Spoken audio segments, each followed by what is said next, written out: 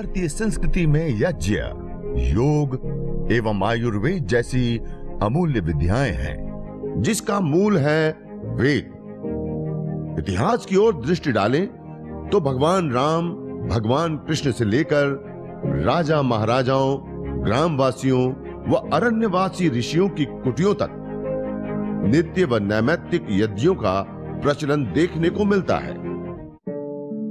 न होता प्रदूषण और रोगों का वार, करते यदि यज्ञ योग पेड़ पौधों का विस्तार। यज्ञ योग पेड़ पौधों का विस्तार। यज्ञ शिष्टा सिनः संतो मुच्यन्ते सर्वकिल्बिषैः।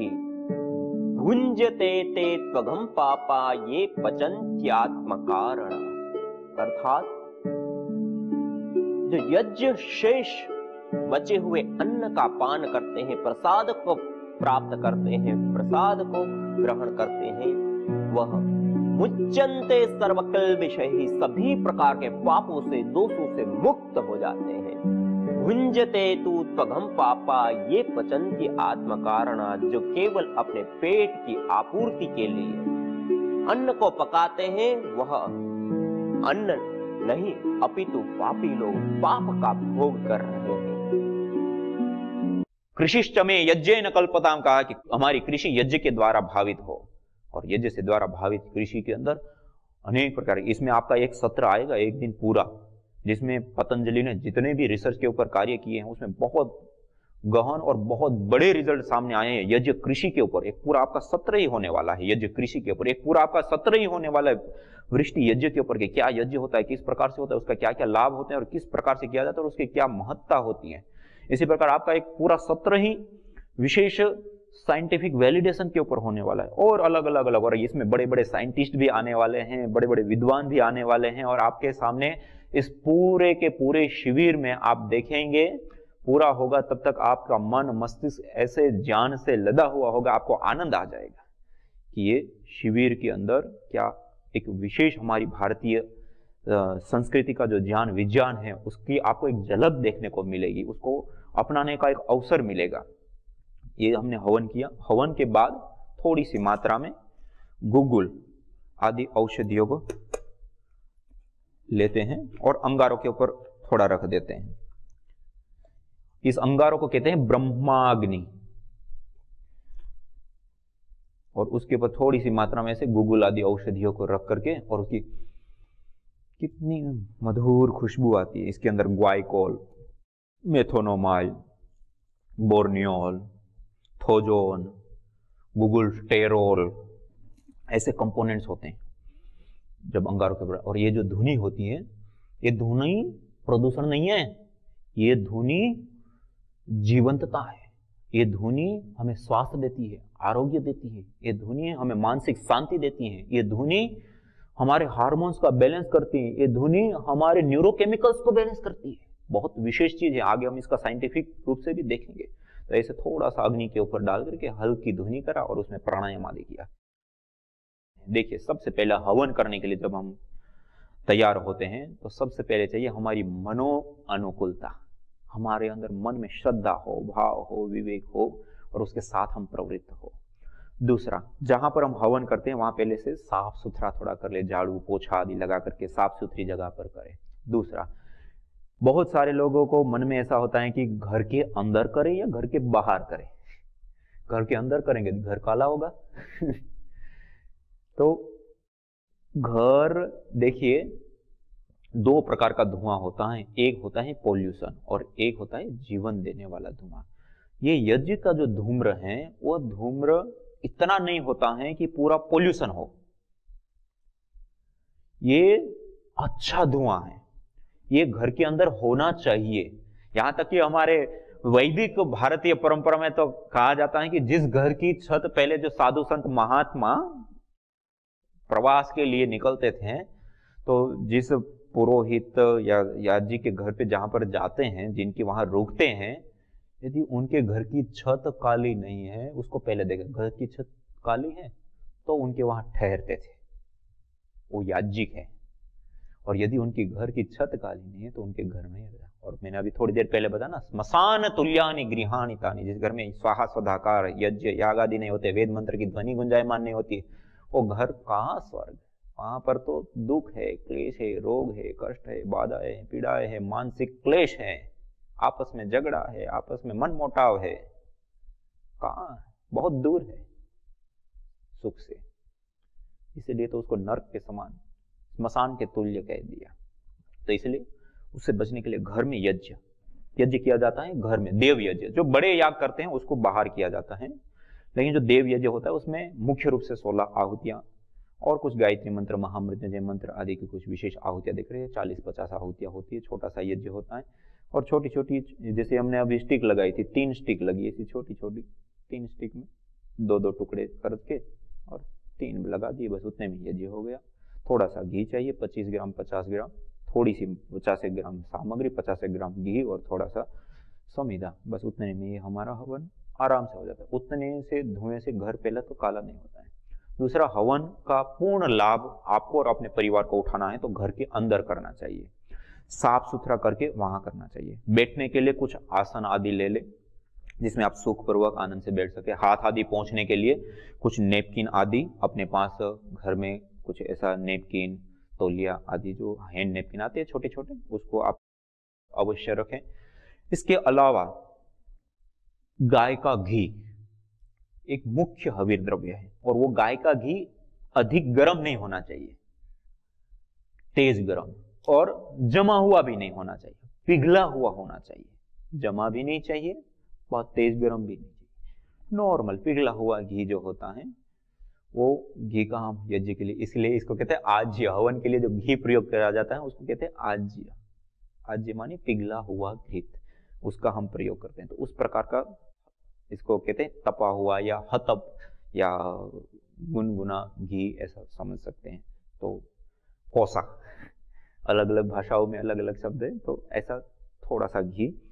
दूसरा, हवन सामग्री। हवन सामग्री में आप जैसे अभी आप दिव्य हवन सामग्री मंगा सकते हैं, कॉमन रूप से हवन करने के लिए, सामान्य रूप से पारिवारिक यज्ञ आदि के लिए, या आस्था हवन सामग्री आप मंगा सकते हैं। आस्था हवन सामग्री छोटे बड़े पैकेट आते हैं, आधा किलो 250 ग्राम अलग अलग पैकेट आते हैं, तो इसको भी आप ला सकते हैं। या फिर आप ये देख रहे हैं रोगानुसार हवन सामग्रियां हैं, तो उसको भी आप ला सकते हैं। जो भी आपको उचित लगे, अनुकूल लगे, कोई एक सामग्री, लेकिन हाँ शुद्ध होनी चाहिए, क्योंकि जो द्रव्य होम किया जाता है उसका पूरा परिणाम मिलने वाला है। इसलिए शुद्ध द्रव्य हो, अच्छा द्रव्य हो, सात्विक द्रव्य हो, उसकी प्रामाणिकता हो। अन्यथा आपको बहुत ज्यादा कठिन है, कहीं पहाड़ी क्षेत्र में, दुर्गम क्षेत्र में रहते हैं, तो आप अपने घर के अंदर तिल होते हैं रसोई घर में, उसको ले लीजिए। अक्षत चावल, बिना टूटे हुए चावल होते हैं, वो ले लीजिए, बराबर मात्रा में मिला लीजिए।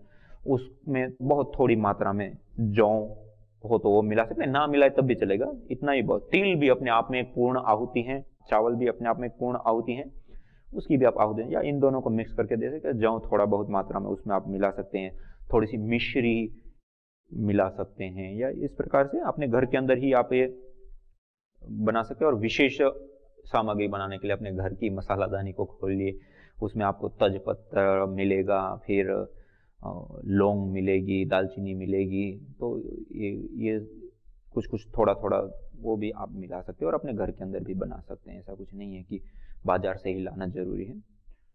तो ये हवन सामग्री शुद्ध हो, प्रामाणिक हो।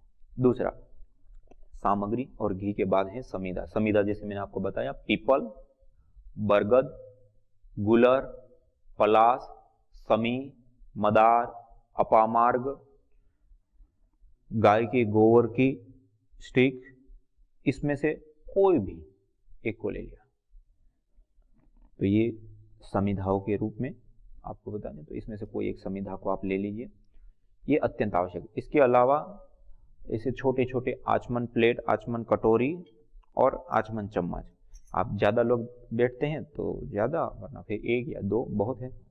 आचमन के लिए पानी हो गया, एक कलश छोटा लोटा ले लिया, उसके अंदर थोड़ा सा जल ले लिया, और वो हमारे एक दीपक हमने तैयार कर लिया छोटा सा, बस इतनी सी। और स्विष्टकृत आहुति, सुइष्टकृत आहुति, ये हम जो अनुष्ठान करते आहुतियां देते हैं उसमें कोई न्यूनता रह गई, कोई अधिकता हो गई, कोई दोष हो गया, कोई भूल हो गई, तो क्षमा याचना की प्रार्थना के साथ हम मिष्ठान्न से आहुति देते हैं। जो पकवान बनाते हैं हम, मीठे पकवान जिसमें तीखा ना हो, नमक वाला ना हो, ऐसे वाले जो मीठे पकवान हो, उन पकवानों का केमिकल और कलर से रहित हो, ऐसे देसी अपना उसका हम विशेष आहुति प्रदान करते हैं, तो उसका हम प्रयोग करेंगे। इसके अलावा आप कपूर, एक छोटा सा चिमटा, कोई भी कहीं समिधा रखने के लिए, आगे पीछे करने के लिए एक छोटा सा चिमटा भी अपने पास में आप रखेंगे तो अच्छा है। एक गुगुल जो हवन के बाद हम धूपन करेंगे, गुगुल मंगा लें, या फिर दिव्यष्टि, गुगुल या दिव्यष्टि दोनों में से कोई भी एक द्रव्य आप धूपन के लिए अवश्य अपने पास रखें। भीमसेनी कपूर आदि आप मंगा लें, थोड़ा सा रुई, बाती आदि थोड़ी सी मात्रा में अपने पास है। ये कुछ छोटी छोटी चीजें हैं जो अपने पास आपको रखना है, जो हवन के लिए आवश्यक है। दूसरा, हवन कुंड स्टैंड आदि लगा करके जो मुख्य रूप से घी की आहुति देते हैं वो पूर्वाभिमुख होकर के हवन कुंड की पश्चिम दिशा में बैठेंगे। बाकी अन्य जो पारिवारिक जन है वो आसपास में आप बिठा सकते हैं, कोई दिक्कत नहीं। उसमें से एक व्यक्ति है अकेले और आहुति देते हैं, तो वही पहले घी की आहुति हर स्वाहा के साथ दी और उसी के साथ सामग्री की भी आहुति दे दी। और यदि एक से अधिक व्यक्ति कर रहे हैं तो एक व्यक्ति गाय के घी की आहुति देंगे और बाकी लोग हवन सामग्री की आहुति देंगे। इसमें भी जो हवन सामग्री की आहुति देंगे तो उसमें खास ध्यान रखना, अपने राइट हैंड, दाएं हाथ राइट हैंड की मध्यमा, अनामिका और अंगुष्ठ 3 उंगलियों के माध्यम से इस प्रकार से सामग्री को लेते हैं और सीधे हाथ से स्वाहाकार के साथ ऐसे सीधे हाथ से आहुति देते हैं। ऐसे उल्टे हाथ से ऐसे आहुति नहीं देते अग्नि में, ऐसे सीधे हाथ से आहुति देते हैं। हम देवी शक्तियों को भोजन करा रहे हैं पूरी श्रद्धा के साथ, भाव के साथ, और ऐसे आहुति देते हैं कि अग्नि के अंदर आहुति पड़े, अग्नि के ऊपर आहुति पड़े, ना कि ये चारों ओर बिखर जाती है, पता ही नहीं आहुति दे रहे हैं इधर उधर, ऐसे नहीं, बहुत आराम आराम से अच्छे से आहुति देंगे। और उसकी मात्रा उतनी होनी चाहिए कि आपका कुंड छोटा है, बड़ा है, उसकी आग कितनी है, व्यवस्थित आग है। आप जो आहुति दे वो अग्नि अच्छी प्रकार से उसको खा लेनी चाहिए, अर्थात अच्छी प्रकार से उसको जला लेनी चाहिए। दब जा रही है, पड़ी रह रही है, आसपास में वो हो रही है, धुआं होने, ऐसे में न्यून मात्रा में देते, थोड़ी मात्रा में, कि अग्नि प्रभावित नहीं होनी। आहुति देने की मात्रा है अग्नि प्रभावित नहीं होनी चाहिए और अग्नि उसको खा लेनी चाहिए, माने अच्छे से जला लेनी चाहिए। उतनी मात्रा में आपकी आग अच्छी है तो उस मात्रा में दीजिए, थोड़ी सी अधिक दे सकते हैं, आग थोड़ी सी कमजोर है तो उस मात्रा में दीजिए। तो इस प्रकार से अकेले देते हैं तो थोड़ी अधिक मात्रा दे सकते, अब 2-3 लोग बैठे हैं तो थोड़ी थोड़ी दीजिए उसको। तो इस प्रकार से ध्यान रखते हुए देते हैं। इसी प्रकार से ये लंबी डंडी वाले चम्मच को बोलते हैं श्रुवा। उसको भी पकड़ने का तरीका अपने राइट हैंड से पकड़ते हैं। पहले तो आप जैसे पेन पकड़ते हैं ऐसे पकड़ेंगे और फिर प्रथम उंगली को छोड़ देंगे सीधा करने के, मानी प्रथम उंगली और अंगुष्ठ के बीच में श्रु का लास्ट छोर आ जाएगा और मध्यमा उंगली का प्रथम जॉइंट पे श्रु की डंडी आएगी और अंगूठे से बीच में दबा दिए, ये आप देख रहे हैं, ऐसे अच्छे से इस प्रकार से पकड़ा जाता है। और जब मंत्र से पूर्व ओम बोला जाता है तो ओम बोलते समय घी लिया और स्वाहा बोलते समय आहुति दी। ओम बोलते समय घी लिया, स्वाहा देते हुए आहुति दी। अब आहुति देते हैं तो कई बार लोग ऐसा करते हैं एक ही जगह पर बस देते रहते, ऐसे नहीं होता है।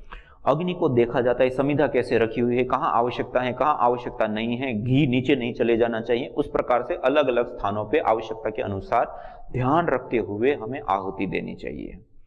तो इस प्रकार से, और इस श्रु को पकड़ने का यह तरीका होता है, तो इसी प्रकार से। और प्रथम उंगली को ऐसे श्रु के साथ नहीं लगाते हैं, ऐसे सीधा रखते हैं सामान्य रूप से, इस प्रकार से आहुति देते हैं। ऐसे ही सामग्री की भी आहुति मात्रा को निर्धारित करते हुए विशेष रूप से देते हैं। इसके अलावा जब हम जल प्रोक्षण करते हैं तो जल प्रोक्षण में ज्यादातर लोगों को दिशा घूम जाती है, तो सबसे पहले पूर्व दिशा में जल प्रोक्षण करते हैं, फिर पश्चिम दिशा में करते हैं, फिर उत्तर दिशा में करते हैं, और हम बैठे हैं तो अपने दाएं से बाएं साइड की ओर, दाएं से बाएं साइड की ओर, उधर से ऐसे बैठते हैं तो दाएं से बाएं, इधर ऐसे बैठे तो दाएं से बाएं, अपने राइट हैंड की ओर से लेफ्ट हैंड की ओर, राइट हैंड उधर से इधर बैठेंगे तो राइट हैंड से लेफ्ट हैंड की ओर, इधर ऐसे बैठेंगे तो राइट हैंड से लेफ्ट हैंड की ओर।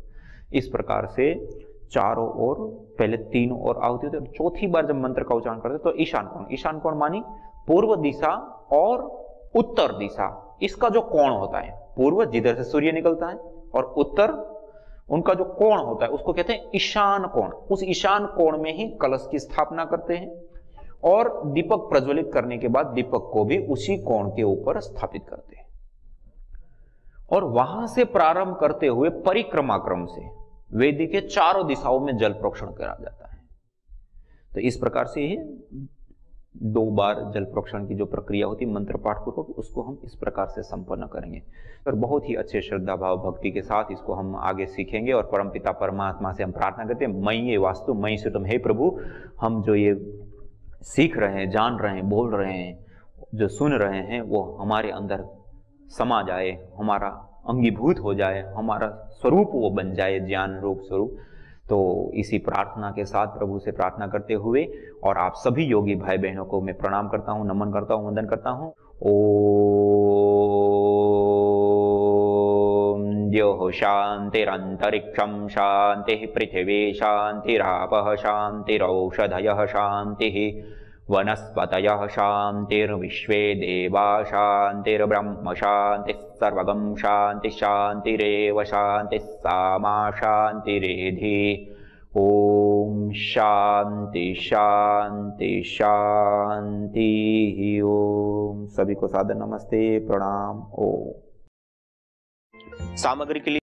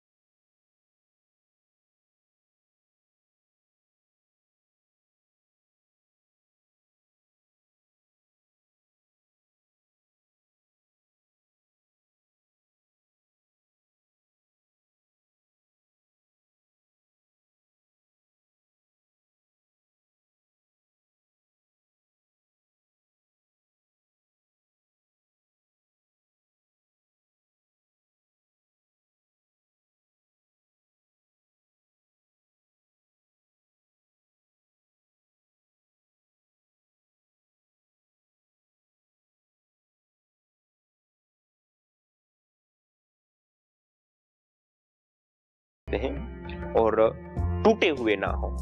यह चावल को भी आयुर्वेद ग्रंथों में त्रिदोष सामक कहे गए। केवल चावल से भी हम हवन कर सकते हैं और जिस सामग्री का हम प्रयोग करते हैं थोड़ी सी मात्रा में उस सामग्री के अंदर भी हम इन चावलों को विशेष रूप से मिला सकते हैं और उससे हवन कर सकते हैं। इसी प्रकार से थोड़ी सी मात्रा में जो गुग्गुल है, उस गुग्गुल को भी हम जिस सामग्री को बना रहे हैं उसके अंदर थोड़ी सी मात्रा में हम मिला सकते हैं। और तीसरा ये मेरे पास अगला पदार्थ रखा हुआ है काले तिल।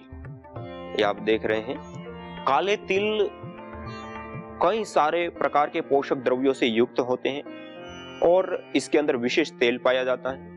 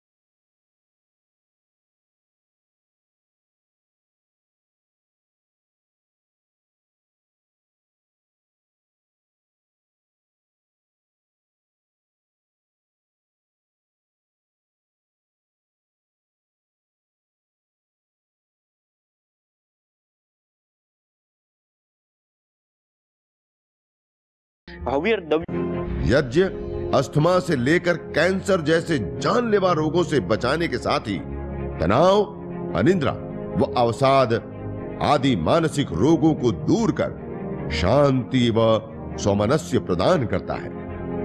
यज्ञ से विषैली गैसों में भारी मात्रा में कमी आती है व जानलेवा बैक्टीरिया, वायरस, फंगस आदि नष्ट होते हैं एवं रेडिएशन को भी कम करता है।